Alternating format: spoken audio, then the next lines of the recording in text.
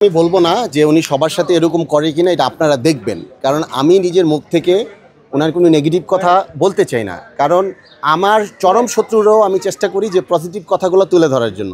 এখন আমি আপনার এই প্রশ্নটাকে আমি বলবো যে এই ভদ্রমহিলাকে বলবো, আপনি আল্লাহর রস্তে আপনি মানে আল্লাহর কাছে সেজদা দেন, আপনি আল্লাহর রস্তে স্বাভাবিক জীবনযাপন করুন, আপনি আল্লাহর রস্তে এর পরবর্তীতে আপনার লাস্ট যে হাজব্যান্ড আপনি তাকে মেনে নিয়ে আপনি সুন্দরভাবে সংসার করুন।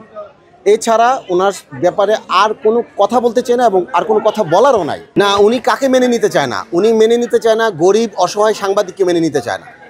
উনি মেনে নিতে চায় কাকে? যিনি ধনবান, যিনি টাকার মালিক, গাড়ির মালিক, বাড়ির মালিক, তাকে মেনে নিতে চায়। মানে তার কেরিয়ার মেনে নিতে চায়, সম্পদ মেনে নিতে চায়।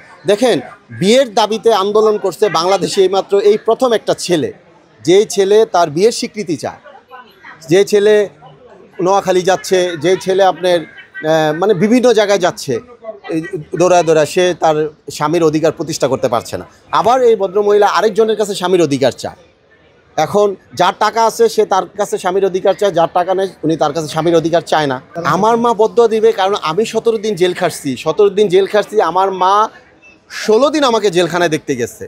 একটা বৃদ্ধ মা, 60-এর উপরে বয়স আমার মায়ের। আমার মা যখন এই কেন্দ্রীয় কারাগারে 16 দিন আমাকে দেখতে যায়, একটা মা তখন বুঝে যে ছেলেটা যখন জেলখানায় থাকে, মা যখন দেখতে যায় এই চিত্রটা কত কষ্ট, কত ভয়ানক, এটা সে মা বুঝতে পারে। এই জন্য মা অভিশাপ দেয়। এটা আমার মা না, এটা প্রত্যেকের মাই অভিশাপ দিত।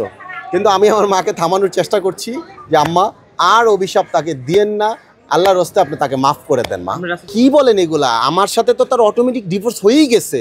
সে আমাকে ছাড়া দুইজনের সাথে সে সংসার করলো। তার নিজের মুখের কথা যে তার পেটে একজন নায়কের বাচ্চা।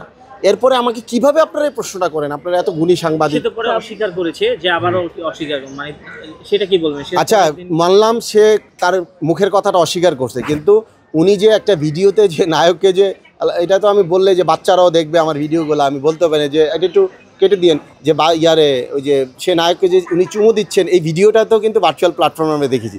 তার কথা মিথ্যা, তার চুমু দেওয়ার দৃশ্য তার মিথ্যা না। কোথায় যাবেন? এই বিচার কোথায় করবেন? আমি যখন ঘর থেকে বের হই, আমার মায়ের পাটা দেখতে দেখতে আমি ঘর থেকে বের হই, এবং আমি যখন মানে মুখটা মুছি, আমার মা যে গামছাটা দিয়ে পা মুছে সেটা দিয়ে আমি মুখ মুছি। কারণ আমার জীবনে আমি সবচেয়ে বেশি ভালোবাসি আমার বাবাকে, আমার মাকে, এবং আমার বাবাকে আমি কত ভালোবাসি এটার দৃষ্টান্ত এই পৃথিবীর মানুষ দেখেছে। বিশ্বাস করেন, আল্লাহ সাক্ষী, আমি নিজে রাসেল মিয়া আমার কাজ কমিয়ে দিয়ে আমার বাবার প্রস্রাব পায়খানা আমি পরিষ্কার করছি। আমার বাবার দোয়া আমার জীবনে আছে এবং থাকবে। আমার মাও যদি আল্লাহ না করুক এরকম হয়, আমি আমার মাকেও এরকমভাবে যত্ন করে সেবা করার এই সুযোগটুকু যেন আল্লাহ আমাকে দেয়, আমি এভাবে কাটাবো। ওয়ালটন আবারও মিলিনিয়ার অফারে ওয়ালটন ফ্রিজ কিনে আপনিও হয়ে যেতে পারেন মিলিয়নিয়ার। মিলিনিয়ার ছড়াছড়ি দেশ জুড়ে, এটা শুধু ওয়ালটনই পারে।